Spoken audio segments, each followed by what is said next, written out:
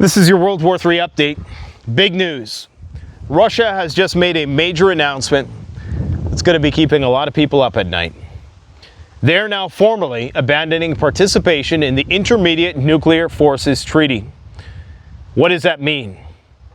This, far and away, is the most important nuclear treaty ever signed between Russia and the United States. Far more important than the START Treaty, which sought to reduce nuclear weapons stockpiles and ensure mutual inspections. This treaty, what it effectively did was double the amount of time that either side had for potential nuclear deconfliction if they suspected the launch of the other side's missiles. Now, what do I mean by that? In a nuclear war Mad Max situation, you effectively have two different classes of missiles that are going to be used. There's three, but the shorter range ones are less important in this context, the tactical ones. We're talking about strategic warheads. You have the intermediate range ballistic missiles, and then you have the ICBMs. Well, the ICBMs carry a heavier payload, and they take a little bit longer to get to their destination because they have much longer ranges. The IRBMs, on the other hand, travel just as fast. They carry smaller payloads, but they get to their destinations much quicker, okay? And the reason why this was so important is because if you detected a launch of your adversary, you at least knew that you had a certain amount of time to respond. Even if it's only 10 or 15 minutes extra, that goes a long way in ensuring preventing Teotwaki, the end of the world as we know it.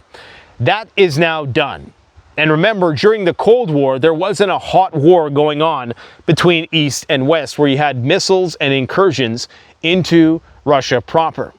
That is what we have right now, and now we've effectively cut the time in half, and the Russians are forward deploying Oreshnik missiles in Belarus, Kaliningrad, and all throughout the front.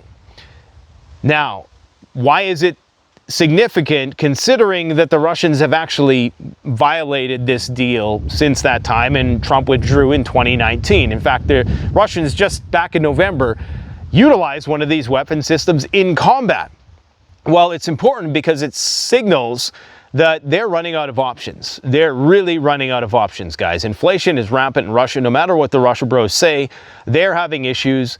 The Ukrainians have restarted their attacks on their energy facilities. Oil depots are going up in smoke left and right. They're trying to force Russia's hand with these sanctions, tariffing other countries who buy their oil. They're trying to strategically, economically destroy Russia. And this is one of Russia's last diplomatic signals. They can only forbear so much longer, and they're trying to draw these things out. So this final abrogation of the deal, even though it wasn't being honored at all, is another signal. It's a nail in the coffin, essentially. And so this is so important because right now, the Americans are getting ready to put Tomahawk missiles in Germany. These are an IRBM. These would fall within that INF framework. And so this means that the Russians are going to have less amount of time to respond should they suspect a detection of one of these launches. Now, there's talks about putting these Tomahawk missiles in Ukraine. So the risk for miscalculation is so sky high right now. It is just unreal that the majority of the population is completely and utterly oblivious to the risks right now. And it's probably for the better, because if they knew, there would be widespread panic with respect to what is going on at this point in time. Now, these systems that are going to be put in Germany, I believe it is the MRC Typhon system, which can launch the 1,800 kilometer range Tomahawk missiles. These can even have longer ranges. They can launch nuclear weapons. And so the Russians forward deploying all these systems is very significant, especially considering the recent announcement by Trump that, as moot of a point as it may have been, that he's going to be forward deploying these nuclear submarines towards Russia's coastline, or places of the appropriate places, as he said. Taken as a whole, the position of the aviational leg of the nuclear triad, the moving of nukes to the UK, the recon by fire, Ukraine testing the defenses, normalizing of incursions and long-range deep strikes into Russia, the submarines, the Tomahawk missiles.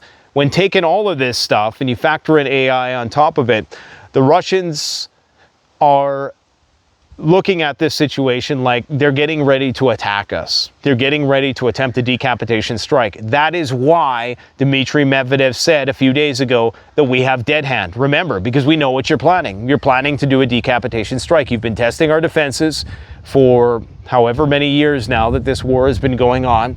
And we're on to what you're doing. And we're just reminding you that if our leadership goes, if the dead man switch is not, if the button is not pushed every so often, then all the nukes are going to get launched. And Donald Trump said, so what? We're going to send nuclear submarines to your destination. They are confident, it appears, that they can not only swiftly take Kaliningrad. If Kaliningrad and their approach to that story is any measure of how they're going to conduct this strategic decapitation of Russia, then they actually genuinely think that they can get away with it whilst incurring minimal retaliatory strikes and sustaining minimal damage from the Russians. So this is an incredibly dangerous period of time now that the Russians have basically, like, what else can they do at this point? It's really an asymptote. It's Zenos Paradox. It's like, you know, how close can we get to day X without actually getting there? At this point, Russia is pulling out basically everything they can do to try to forestall the inevitable, but they're running out of these signals that they can make to the West, these nuclear signals, without Vladimir Putin officially coming out and threatening nuclear war.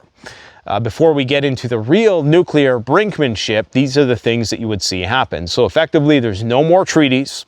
They're no longer telling the West when they're going to attack. And the Telegraph recently did an article that people shouldn't underestimate Putin's willingness to go to nuclear war and that he would start a nuclear war. And as we are always the ones who are mirroring the adversary, and we're the ones who are always projecting on our adversaries what we ourselves do, it's very likely that we are about to attack Russia, because we need the Russian resources, but more than that, we don't need them as North Americans, but we need to prevent the Europeans from getting a hold of those in a mutually agreed upon manner, whether they reach some sort of Nord Stream-like agreement with the Russians or whether they commandeer them by force. We need to ensure that we keep the Europeans down, keep the Germans down, keep the Russians out, keep the Americans in. But more importantly, if you can crush Russia, you crush China effectively. Not entirely. China could still use nuclear power. They could still do other things. They're not entirely reliant on Russia. But the thinking is that in addition to capturing the $100 trillion worth of Russian resources, you would effectively be destroying the Chinese at the same time, because they are very dependent on those Russian capabilities. And of course, that would be, what is it, their northern or their western flank. So if you were to effectively capture Russia in some capacity by putting a puppet government in there, and you had control over it, control over the resources, you could cut all ties of Russia with China, and you could ensure also maybe that Europe was cut out of that, because the US doesn't want the euro to rise in power by, and that's why they are driving this wedge between the Russians and the Europeans. Anyways, that's big news, okay? And they're also going to be doing this test now at Kapustin Yar test site on the 4th and 8th, between the 4th and 8th. Why this is important is because this is likely where they're going to be testing the Oreshnik missile system. And of course, the timing is very significant, considering the deadline for those tests are the same day that the ceasefire ultimatum is said to expire. Now, Steve Witkoff is said to be on his way to Moscow at some point this week. He was supposed to go there on the weekend, which has some eyebrows raised with respect to why he didn't go on the weekend and whether or not he's going to show up there at all this week, whether he's even going to be received, or whether the Russians have denied him entry. At this point, I would not be surprised if they did. They probably lack faith in the negotiation process at this point in time. There was also a nuclear submarine leak. Ukraine's GRU releases full technical, operational, and crew data on Russia's newest Bory-class nuclear submarine, exposing vulnerabilities in the class and potentially weakening Russia's second strike capability. So the more ISR grabs the more leaks like this, it puts Russia in a vulnerable position where they are forced to effectively use their nuclear weapons before they can be destroyed. And if you're putting them in a position where they think their nuclear weapons are going to be destroyed, as the saying goes, why Vladimir Putin, if you know a fight is coming, you got to throw the first punch. There are reports of captured British officers. Russian Spetsnaz sees senior UK military officers at a Ukrainian command post in and around the Odessa region. And there were maps of Russian strategic infrastructure that were found. So they're claiming, and this is very important, because if they actually have these guys in their capture and they're interrogating them, possibly trying to torture information out of them, who knows what kind of information they got out of them, and could this be part of the reason why the timeline has been accelerated? Because they're worried that these guys are going to sing like canaries. Strategic infrastructure, maps found. That means that these guys potentially had plans to target Russian strategic infrastructure, nuclear infrastructure. That's very important, guys. That's NATO. That's, you know, it doesn't get more cut and dry than that. That's evidence that NATO was planning to attack the Russian nuclear triad. And there's no more nuclear treaties. Yikes. Trump has made a policy shift. Apparently, if you don't support Israel, then you don't get any FEMA funding. Isn't that crazy? People should be protesting in the streets over this. 1.9 billion. Not that you should rely on FEMA anyways. They have a pretty shitty track record. But still, you know, should you getting support from your federal government that you pay taxes to depend on you supporting another nation's imperialist gallivants? I don't think so.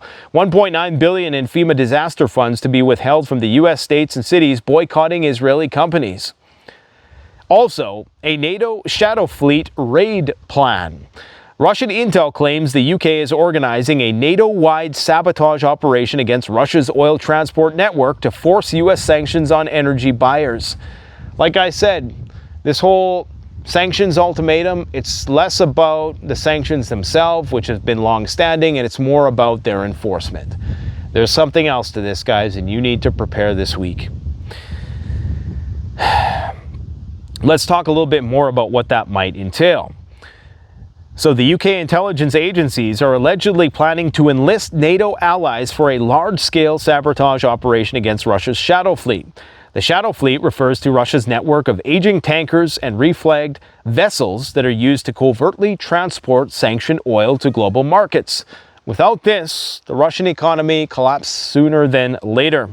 To cripple Russia's oil exports by disabling or destroying these ships and forcing Washington to impose sanctions on countries and companies still buying Russian energy.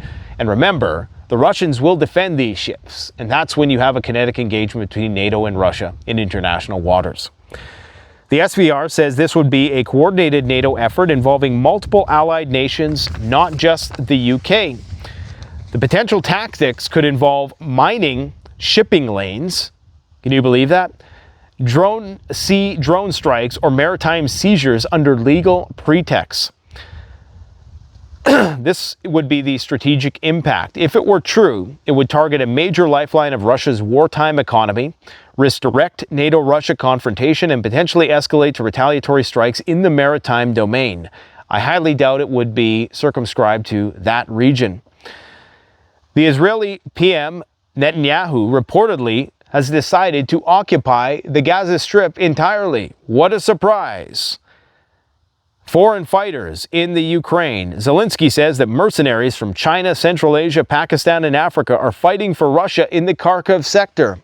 It's starting to look a lot like that movie 300, isn't it? That they conditioned us with a long time ago. The Caspian Trade Pact. Iran and Pakistan signed a major cooperation deal to boost trade to $10 billion, enabling faster Europe-Russia access. The Iranian president was recently, just over the weekend, in Pakistan and seemed to be greeted with open arms by the Pakistanis, who have nuclear weapons, I remind you. Who knows if he's going to be double-crossed by them? Anything is possible. Ukraine drone attack halts operations at an oil refinery inside Russia, the biggest one, in fact, that produces 8.3 million tons of oil a year. And so this is all significant considering why, you know, OPEC opened the spigot today and said they're going to pump out an extra, what is it, 500,000 barrels a day, which won't really make up for the shortfall caused by strict sanctions imposed against Russia. But it, of course, will mitigate the risk. And it shows that the other members of OPEC, of which Russia is a part, have completely thrown Russia under the bus at this point. General Zulusni, who will probably likely soon to be President Zulusni of Ukraine soon, has made a statement with respect to Russian capabilities. He has said Russian casualty numbers cited by Trump and Russia are irrelevant. Remember, Trump made that insane remark that suggested that Russia had lost, 13x the amount of troops this year as the Ukrainians did. Well, Zulusni is saying that Moscow would gain millions of conscripts and vast resources if Kiev falls. Either integrate Ukraine's army into the European army or they will be integrated into the Russian army. I made a video some 2 years ago where I said this very thing. I said this is what they're worried about. They're worried about the Russians not only getting the resources but the manpower and the experience were they to absorb Ukraine. If they were to incorporate those armies into their own with all of that experience, I mean, they would become a real force to be reckoned with if they could take whatever remained of the Ukrainian military and its capabilities and integrate it into its own. And this is what NATO has feared for the longest time, is that, you know, Ukraine, resentful of their abandonment by NATO, would join forces with Russia. It sounds crazy, but anything is possible at this point in the game. And Azerbaijan is potentially looking at a peace agreement with Armenia. And this, of course, would compromise Russia's southern flank again. I'm going to do a World War III for Dummies video soon because I realize that there's a lot of people in the world who just have no idea what's going on, and I want to make a beginner video so that you can kind of get a sense of understanding how all of these different theaters of conflict are connected. Okay, so I'm going to be doing that very soon. But they're expected to potentially be brokering a peace deal, a U.S. brokered peace deal in Washington this week. And that would effectively purge that region of Russian influence. And of course, this would be bad for the Iranians and the Russians. Dmitry Medvedev made another statement today. He said, the Russian Foreign Ministry's statement on the withdrawal of the moratorium on the deployment of medium and short-range missiles is the result of NATO countries' anti-Russian policy. This is a new reality all our opponents will have to reckon with. Expect further steps. Now, this is a far more measured statement from Medvedev. Typically, it's more jocular in nature, it's more irreverent. This was serious. No caps, no exclamation marks, no jokes. This was deadly serious. And I think people should take that seriously, that this is no longer just a game of memes and joking on Twitter. We're entering into the red zone. And this week is going to be, I think, a pivotal week in this conflict, depending on the outcomes of Witkoff's engagement in Moscow. That's really what everything hangs on at this point. I have some maps to show you, but I can't really show you on the camera. Just the sheer volume of ISR activity by NATO in and around Russia and Iran over the past month has just been truly staggering and off the charts in terms of breaking all kinds of records. But we'll probably save that for when we're in studio tomorrow. All I can say, my friends, is keep on prepping. I'm just out here on the property doing a little bit of recon myself. There's a couple bears on the property recently, and you know, you got to be careful. This is what I've been carrying around, this little shotgun, little shorty, Mad Max shorty. It's a double barrel, and believe it or not, legal, perfectly legal in Canada. It's not sawed off. This is how it's sold. You can actually get a lot of these short barrel shotguns here, but it's a fun little thing. You can shoot the mini shotgun shells out of it. Yeah, unfortunately, we might be limited to shotguns soon. It's a tragedy, but you know, I did what I did. I did what I could to try to postpone the inevitable. Let's just hope that some common sense comes back into Parliament before it's too late and before they can put these things into practice. But yeah, this little beauty, man, I tell you, it's the closest thing you can get to a sidearm, I guess, now that you can legally carry. It's non-restricted, believe it or not. So, you know, I just throw it in the quad when I'm out on the property and doing the rounds, just in case I, you know, want to shoot something. Target practice, of course. Yeah. Always be ready, my friends. Always be ready. Thanks for watching. Canadian Prepper out.